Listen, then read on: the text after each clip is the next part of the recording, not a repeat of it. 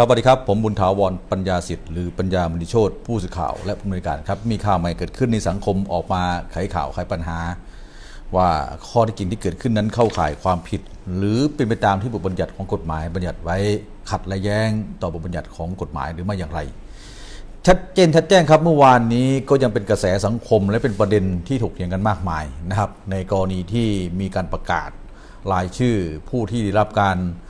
โปรดเกล้าแต่งตั้งเป็นสวสูงวัยนะครับสวก็คือสมาชิกวุฒิสภานะครับที่ได้มาโดยการสรรหาและก็การคัดเลือกตามรัฐธรรมนูญนะครับ50 คนมาจากประชาชนลงสมัครรับเลือกตั้งรับเลือกนะฮะไม่ใช่เลือกตั้งนะครับลงสมัครรับเลือกและก็อีก200นะมาจากการสรรหาของคณะกรรมการตามมาตรา269นะครับประเด็นสำคัญวันนี้ข่าวไทยรัฐถือว่าเป็นสื่อนะเบอร์หนึ่งของเมืองไทยเดิมทีไม่มีสื่ออย่างนี้นะครับเป็นกรณีทุกคนต้องอ่านข่าวนะซื้อหนังสือพิมพ์ไทยรัฐเริ่มจากฉบับละบาทนะทุกวันนี้ก็10 บาทนะถ้าพิมพ์ฉบับหนึ่งนะก็ออกมาตีข่าวใครที่ลงข่าวก็ถือว่าเจ๋งทุกวันนี้ไม่จำเป็นแล้วทุกวันนี้ใช้สื่อการถ่ายทอดสดและการติดตามทางYouTube นะฮะได้เร็วทุกวันนี้ประเด็นสำคัญนะพบประธานเครือข่ายชาวนา1 ใน 250 สวเคยถูกไล่ออกต้องโทษจำคุกเป็นเรื่องเลยครับคราวนี้นะครับก็ตีข่าวโดยไทยรัฐนะฮะนิวไทยรัฐดูตามเนื้อข่าวนิดนึงนะครับพบว่าลำดับที่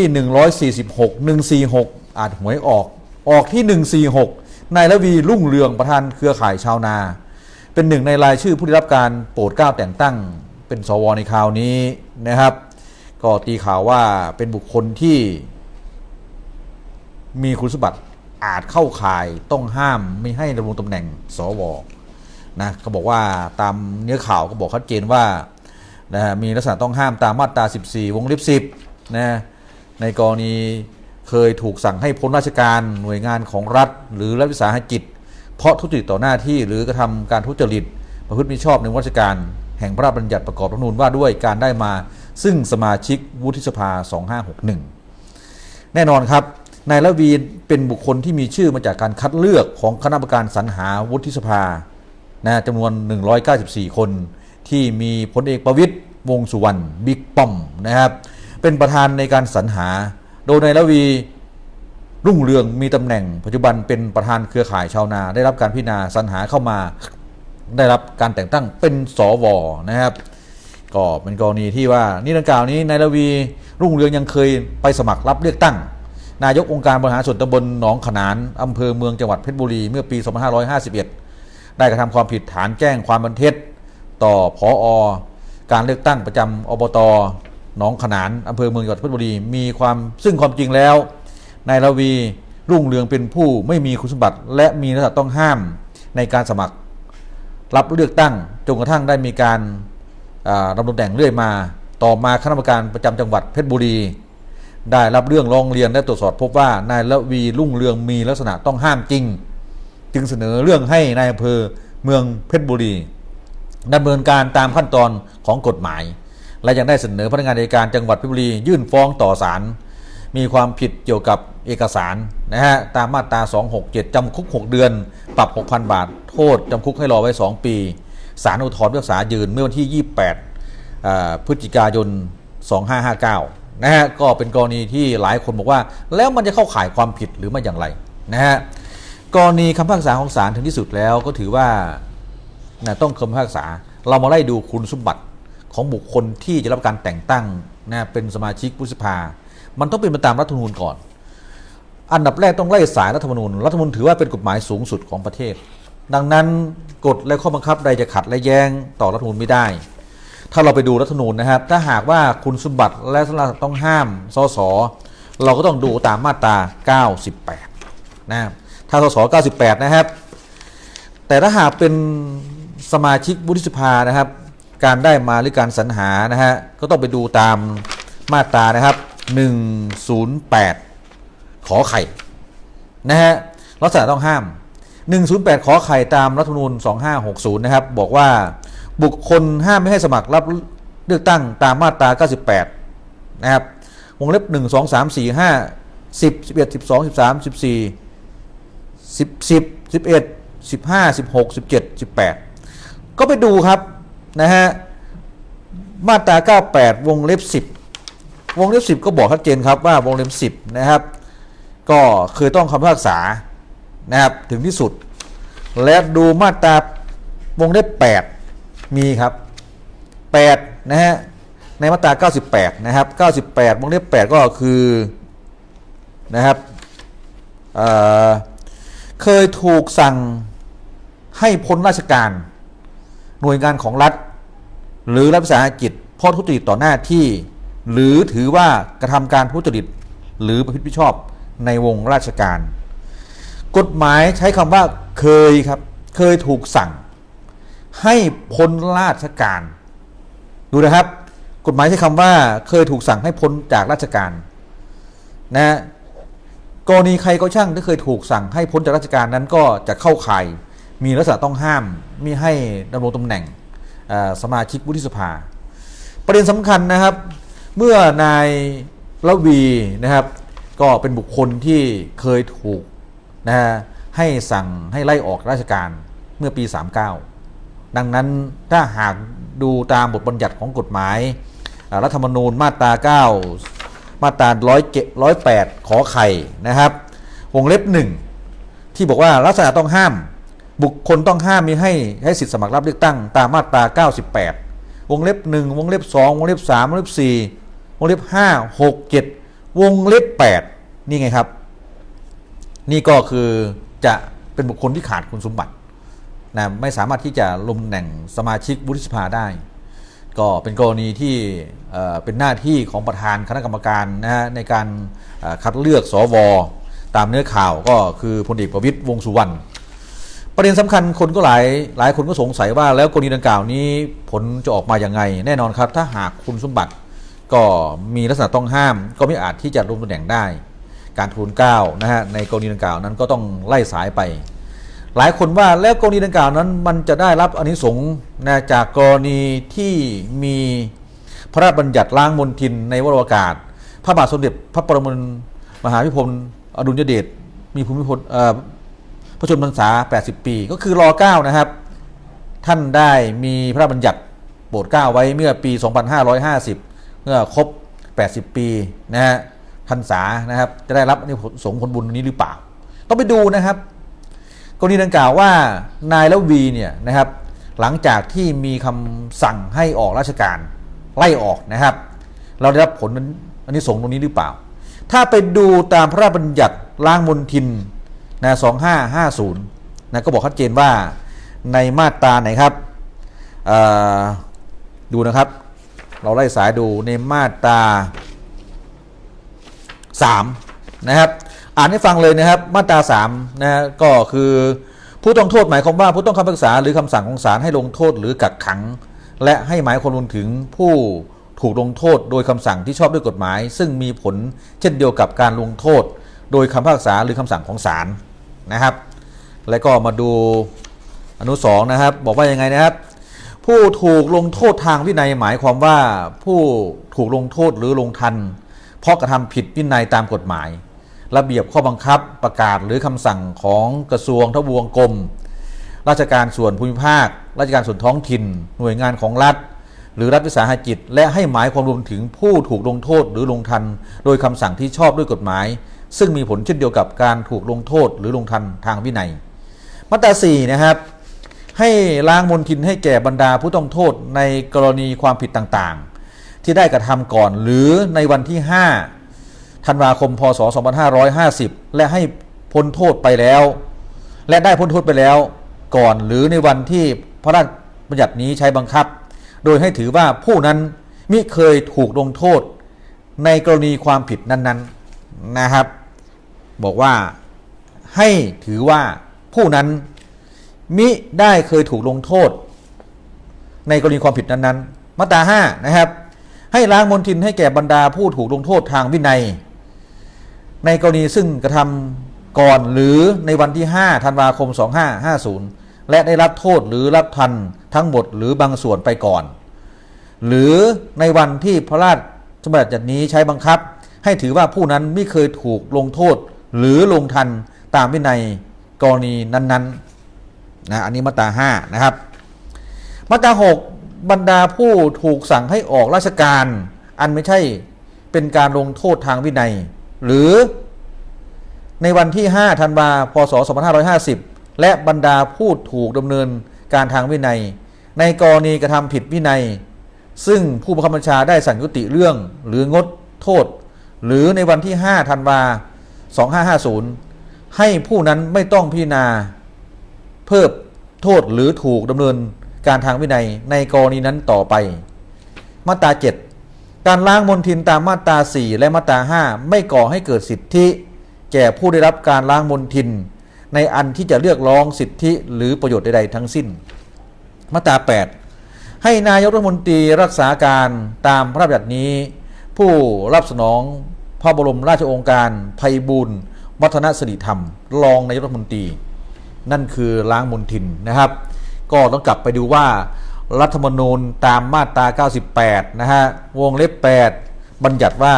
ผู้เคยถูกไล่ออกหรือพ้นจากราชการห้ามมิให้สมัครรับเลือกตั้งสสตามมาตรา108นะฮะขอไข่ลักษณะต้องห้ามวงเล็บ1ก็บุคคลที่มีคุณสมบัติต้องห้ามตามมาตรา98วงเล็บ8วงเล็บ10ห้ามมิให้เป็นบุคคลที่จะรับการสรรหาแต่งตั้งเป็นสวประเด็นสำคัญนะครับว่าวันนี้คำที่ใช้บัญญัติในรัฐธรรมนูญว่าเคยถูกให้พ้นจากราชการนั้นหมายถึงบุคคลที่ได้รับอานิสงส์จากกรณีล้างมลทินหรือไม่นะถ้าหากตีความโดยเช่นคัดก็ใครก็ช่างนะครับเคยถูกให้พ้นราชการก็มีลักษณะต้องห้ามเช่นเดียวกับกรณีมีศาลปกครองคำพิพากษาศาลปกครองสูงสุดในกรณีที่มีการร้องเรียนผู้ใหญ่บ้านเคยถูกพิพากษานะครับต้องคดีเกี่ยวกับป่าไม้การพนันแม้จะมีพระราชบัญญัติล้างมลทินตุลาการศาลปกครองสูงสุดก็ได้วินิจฉัยว่าเป็นกรณีที่ไม่เข้าข่ายที่จะรับอานิสงส์จากการล้างมลทินก็ยังต้องถูกให้ออกหรือพ้นจากตำแหน่งผู้ใหญ่บ้าน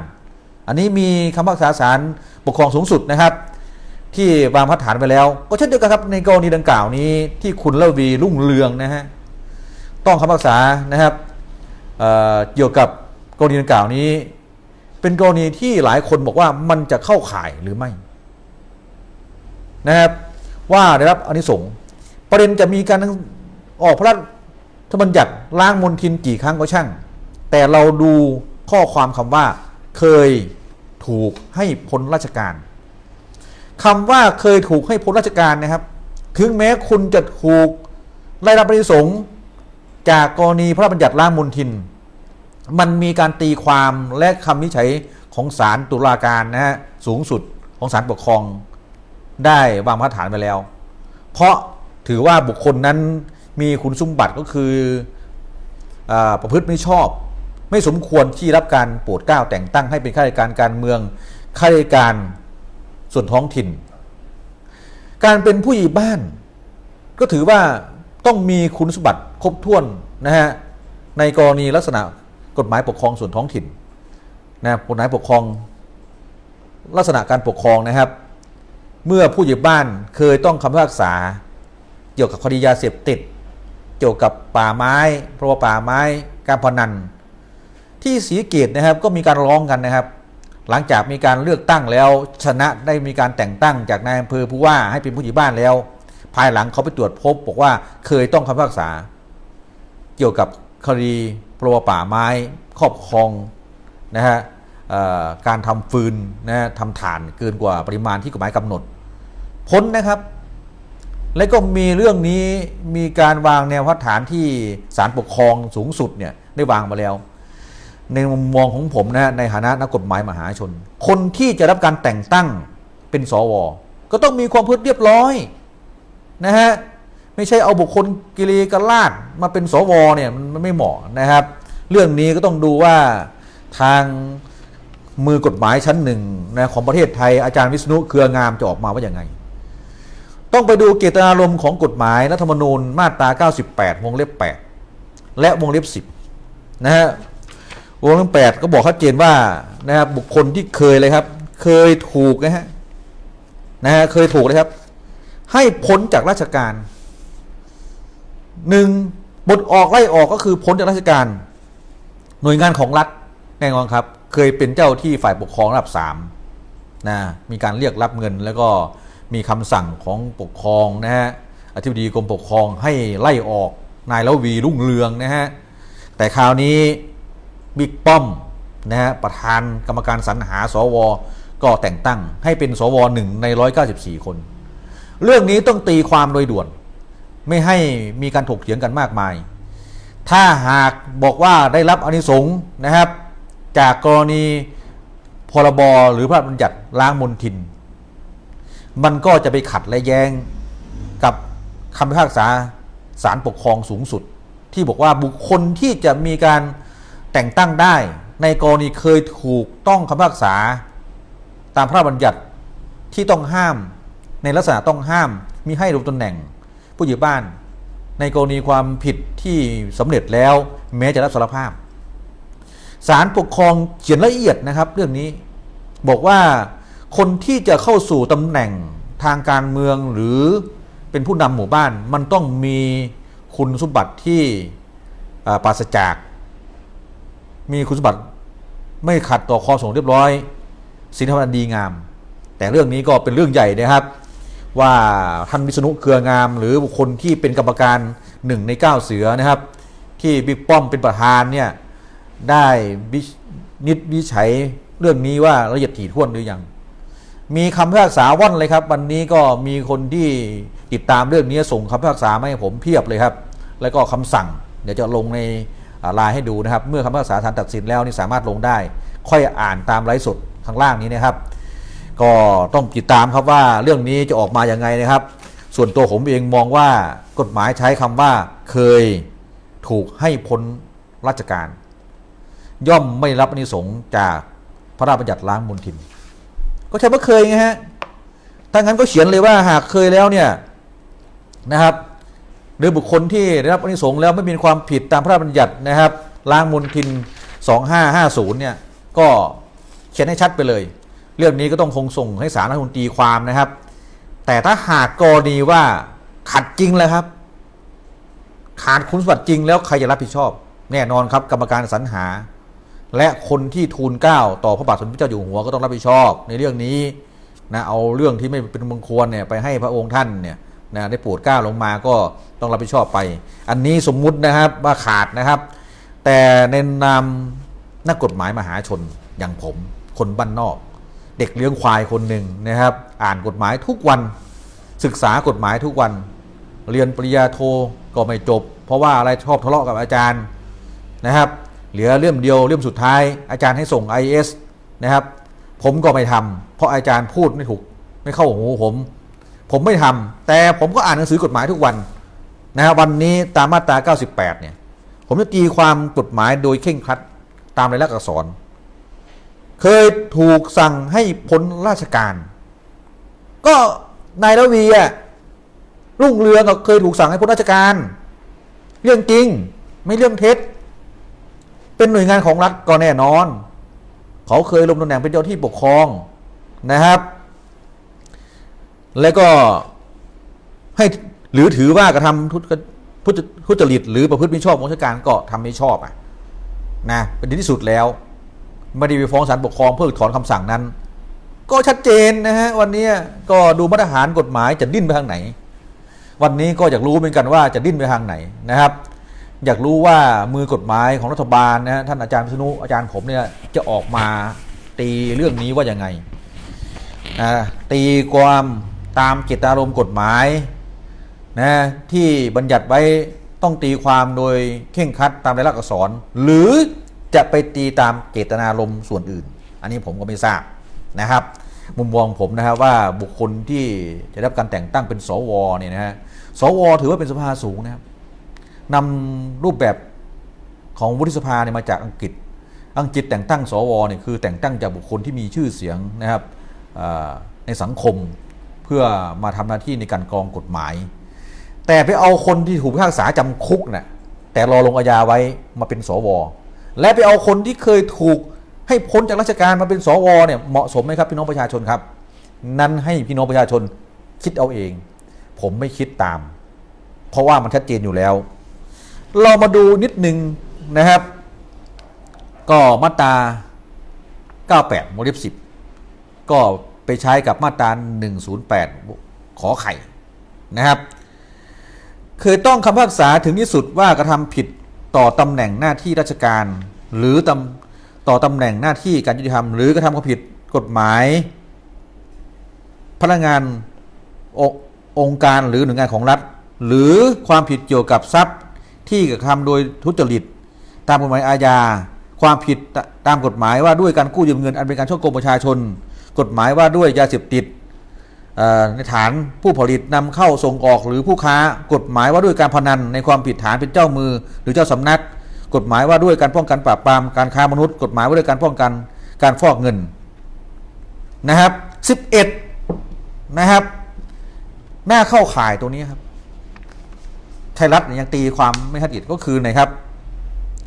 11ต้องคำพิพากษาถึงที่สุดว่ากระทำการเป็นการทุจริตในการเลือกตั้งในกรณีที่ไปยื่นหนังสือนะสมัครรับเลือกตั้งนายกองค์การบริหารส่วนตำบลนะฮะที่อ้างถึงมาแล้วเนื่องจากเป็นบุคคลต้องห้ามนะถูกให้ไล่ออกจนได้รับการเลือกตั้งอยู่ในวาระและก็มีคนไปร้องเรียนจนผู้ว่าเนี่ยให้พ้นจากตำแหน่งนะตามตีข่าวนะที่ข่าวไปแล้วกรณีถูกศาลพิพากษาลงโทษจำคุก6 เดือนปรับ 6,000 บาทแต่รอการลงโทษไว้นะฮะกรณีการไปยื่นคำร้องไปยื่นใบสมัครแจ้งข้อความอันเป็นเท็จตามมาตรา267เรามาเรียนกฎหมายกันครับพี่น้องประชาชนครับ267บอกว่าไงครับจะเรียนรู้ไปด้วยวันนี้พูดยาวนิดนึงนะครับ267ก็บอกชัดเจนเกี่ยวกับการแจ้งความเท็จต่อเจ้าพนักงานผู้ใดนะครับแจ้งให้เจ้าพนักงานกระทำการตามหน้าที่จดข้อความอันเป็นเท็จลงในเอกสารมหาชนหรือเอกสารราชการซึ่งมีวัตถุประสงค์สำหรับใช้เป็นพยานหลักฐานโดยประการที่น่าจะเกิดความเสียหายแก่ผู้อื่นหรือประชาชนต้องระวังโทษจำคุกไม่เกิน3 ปีหรือปรับไม่เกิน 60,000 บาทหรือทั้งจำทั้งปรับอันนี้ความผิดตามมาตรา267มันเข้าข่ายนะฮะตามมาตรา98วงเล็บ11ประกอบมาตรา108วงเล็บขอไข่แล้วก็วงเล็บ1หรือไม่นะฮะก็บอกชัดเจนว่าเคยต้องคำพิพากษาถึงที่สุดว่ากระทำผิดอันเป็นการทุจริตในการเลือกตั้งในตัวเองไม่มีสิทธิ์เป็นบุคคลต้องห้ามขาดคุณสมบัติที่จะลงสมัครอบต.นายกอบต.เนื่องจากถูกไล่ออกจากราชการแต่ไปแจ้งเท็จต่อผอ.การเลือกตั้งว่าตัวเองมีสมบัติครบถ้วนเป็นกรณีทุจริตการเลือกตั้งหรือไม่นะฮะเรื่องนี้สำคัญนะครับถ้าเป็นกรณีคำว่าทุจริตเนี่ยก็คือทำให้การเลือกตั้งไม่เป็นไปโดยสุจริตเที่ยงธรรมแจ้งเท็จมันเข้าข่ายอนุนี้ด้วยนะฮะถ้าหากว่าเข้าข่ายนี้ก็ขัดอีกครับคุณสมบัติขัดแน่นอนนะครับเรื่องนี้ก็สมควรนะฮะที่จะมีการออกมาชี้แจงกับพี่น้องประชาชนเพราะเป็นเรื่องใหญ่ผมเป็นนักกฎหมายนะครับผมไม่เคยถูกศาลพิพากษาจำคุกนะครับและก็ไม่มีประวัติเสียนะครับไม่เคยถูกไล่ออกจากราชการนะครับแต่คนเคยถูกไล่ออกราชการได้เป็นสว.โอ้ประเทศกูมีนะครับอันนี้น่าคิดนะครับเรื่องนี้ต้องตีข่าวให้ดังนะครับคนเคยถูกไล่ออกจากราชการให้พ้นราชการถูกศาลพิพากษาจำคุก6 เดือนรอการลงโทษไว้นะครับไม่ฎีกาต่อก็ถือว่าที่สุดศาลอุทธรณ์ยืนสมควรเป็นสว.นะครับก็เป็นเรื่องที่พี่น้องประชาชนคิดเอาเองครับผมไม่น่าคิดนะเรื่องนี้ก็น่าคิดสว.เนี่ยมันพูดยากผมมีคนหนึ่งนะอยู่เชียงใหม่ มีหนังสือแจ้งให้ถึงเลยว่าคุณได้รับเลือกเป็นสวรอการแต่งตั้งรอการโปรดเกล้าสุดท้ายรายชื่อหาย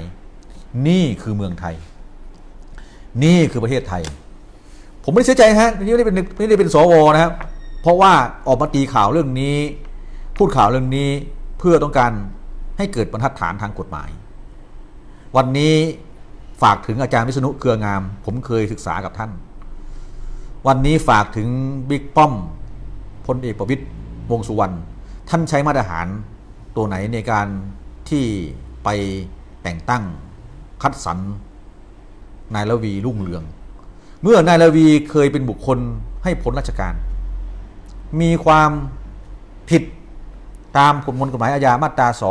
267ถูกศาลพิพากษาจำคุก6 เดือนปรับ 6,000 บาทแต่รอการลงโทษไว้ชัดเจนครับนะฮะหรือว่าต้องเอาคนที่เคยถูกศาลพิพากษาจำคุกเนี่ยมาเป็นสว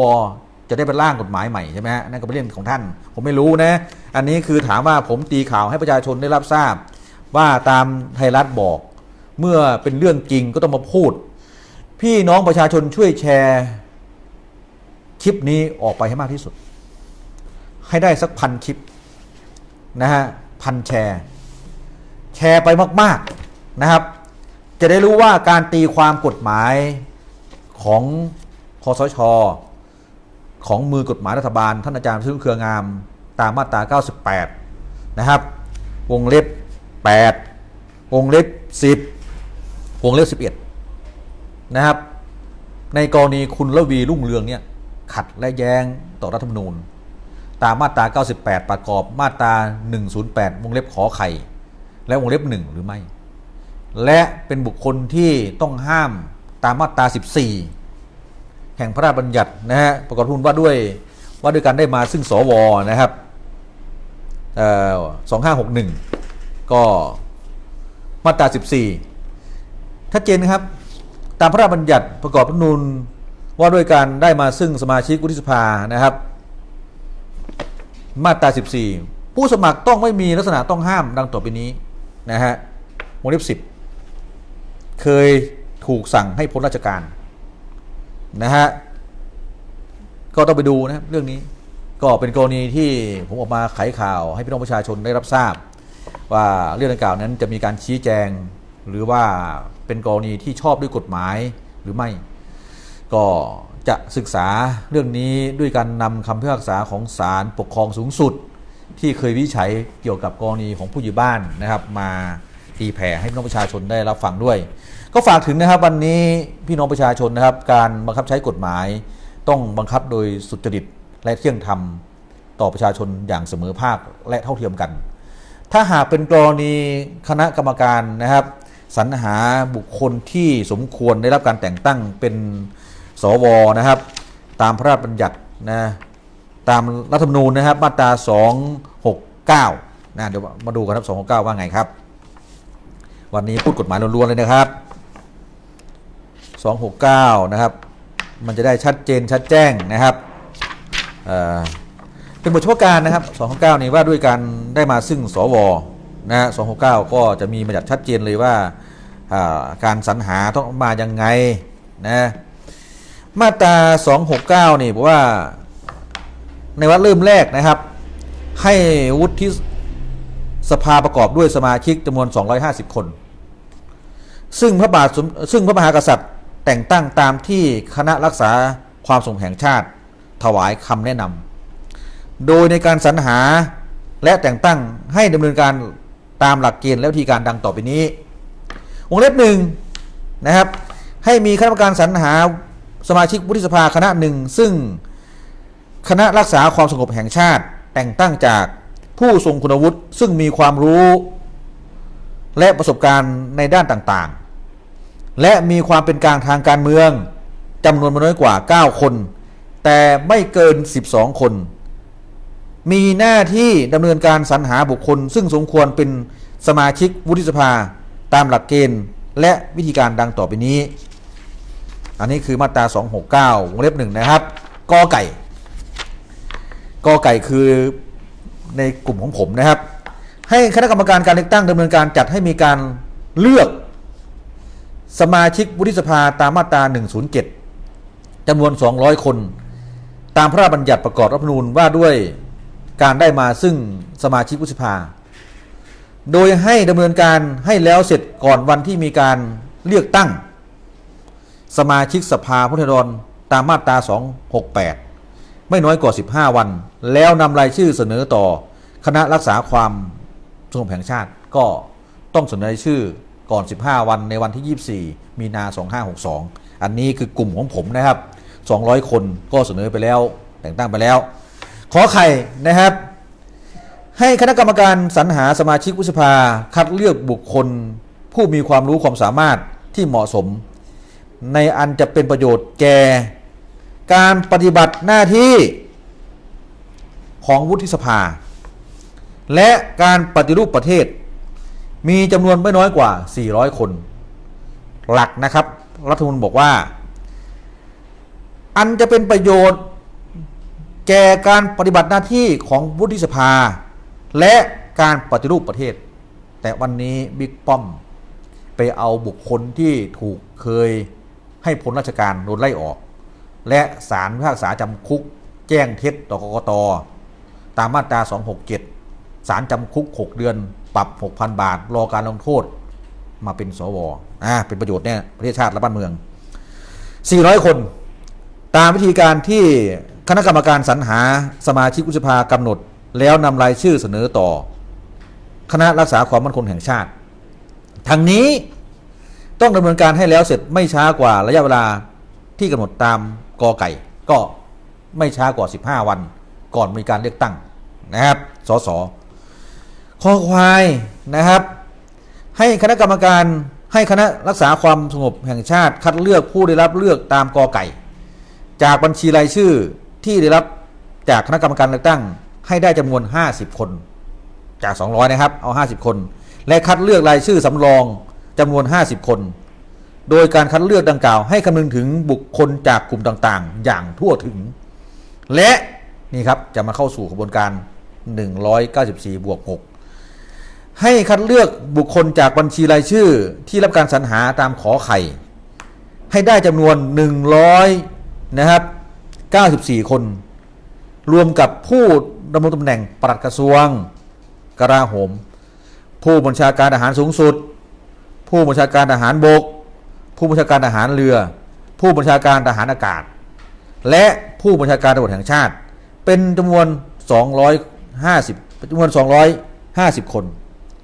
และไม่ใช่ครับเป็นจำนวน250 คนและคัดเลือกรายชื่อสำรองจากบัญชีที่ได้รับการสรรหาตามขอไข่จำนวน50 คนทั้งนี้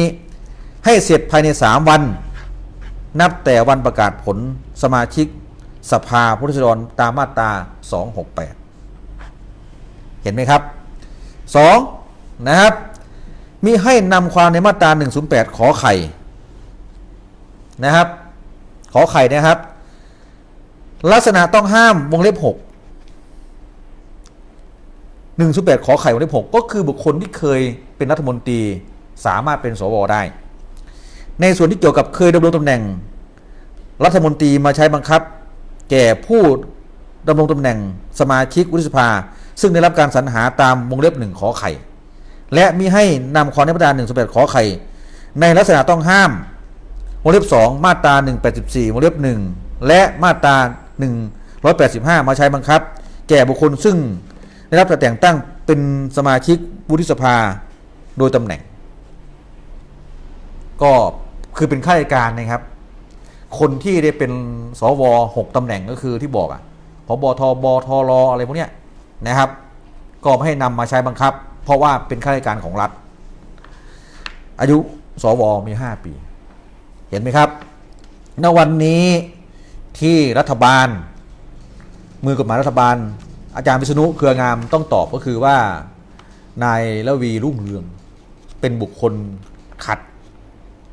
ต่อรัฐธรรมนูญและมีลักษณะต้องห้ามมิให้ลงตำแหน่งสมาชิกวุฒิสภาหรือไม่มีปัญหาที่ต้องวิจัยประเด็นเดียวครับว่านายระวีเป็นบุคคลครบถ้วนหรือขาดคุณสมบัติ ถ้าหากตีความโดยเคร่งครัดตามรัฐธรรมนูญมาตรา 98 วงเล็บ 8 วงเล็บ 10 11 ถือว่าเป็นบุคคลต้องห้ามลงตำแหน่งประกอบมาตรา 108 ขอไข่วงเล็บ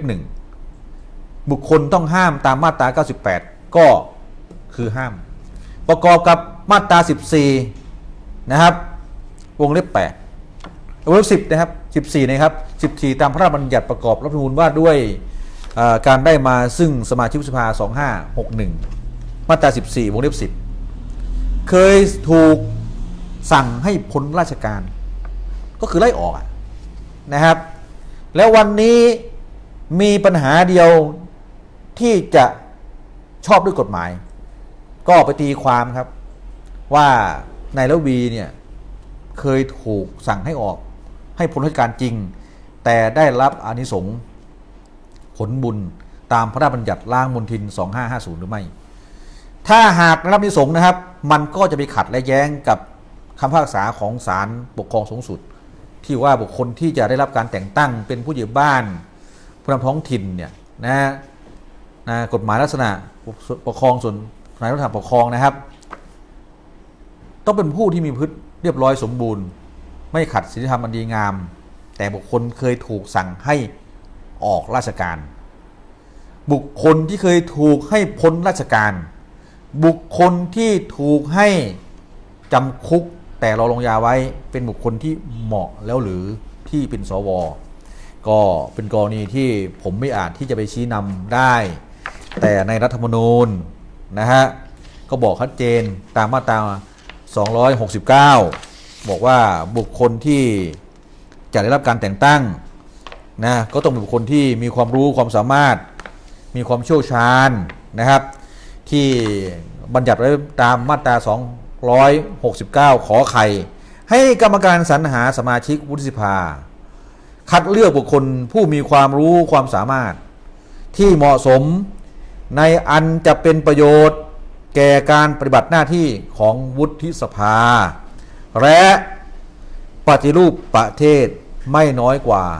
400 คนขอบคุณครับอันนี้คือกฎหมายนะครับก็เอามาเล่าให้ฟังพี่น้องครับอย่าซีเรียสนะครับฟังผมก็ฟังไปดูบทกฎหมายไปด้วยถ้ามันเข้าข่ายความผิดและมีลักษณะต้องห้ามบุคคลที่เกี่ยวข้องก็ต้องถูกดำเนินการจับกุมคุมขังหรือถูกดำเนินคดี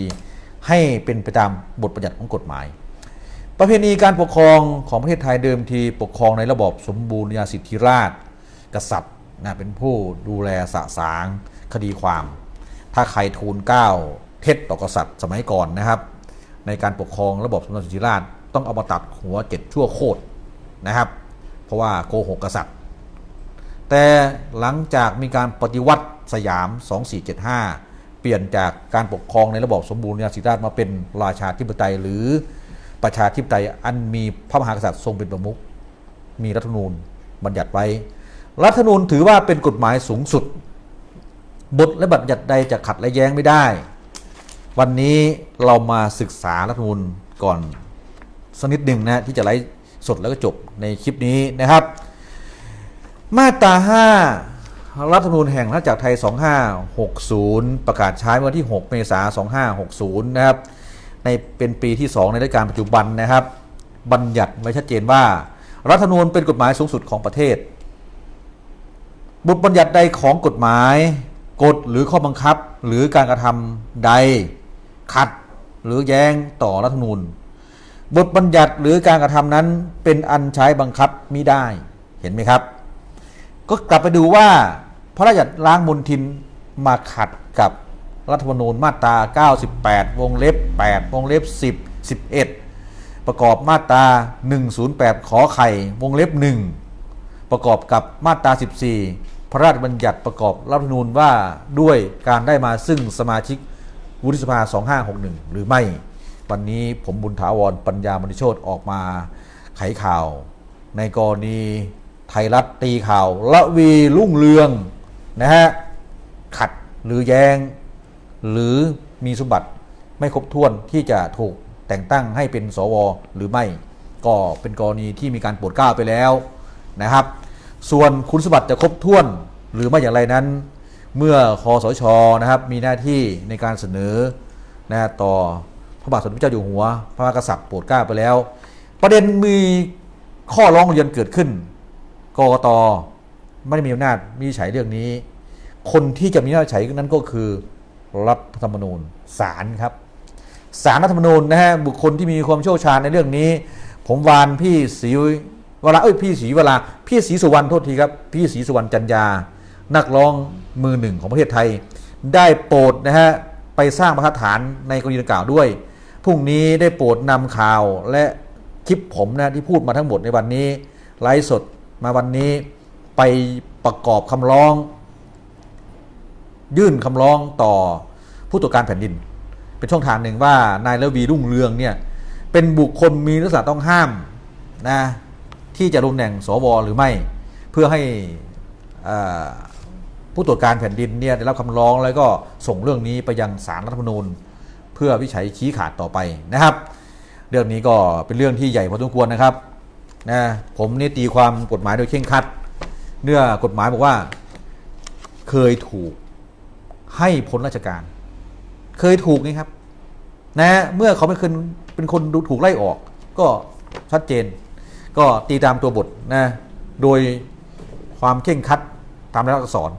พี่น้องครับมีข่าวใหม่เกิดขึ้นผมบุญถาวรปัญญาบรรเชิดออกมาไขข่าวไขปัญหาว่าข้อเท็จจริงนั้นเข้าข่ายความผิดหรือไม่อย่างไร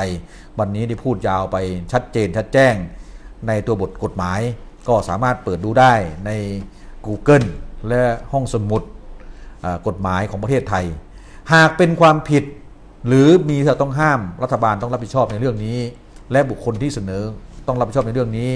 ถ้าจะนำกรณีเอาพระราชบัญญัติล้างมลทินมาใช้เพื่อให้พ้นผิดมันก็แล้วแต่เป็นการตีความกฎหมายของพี่น้องประชาชนถ้าหากพี่น้องประชาชนมองว่าชอบก็ชอบแต่ผมบุญถาวรปัญญามณีโชติบอกว่าไม่ชอบพี่น้องครับหากคิดทำดีอย่าจนความคิดอย่าจนความคิดหากคิดทำดีไม่มีจนผมบุญถาวรปัญญามณีโชติหรือปัญญาสิทธิ์สวัสดีครับ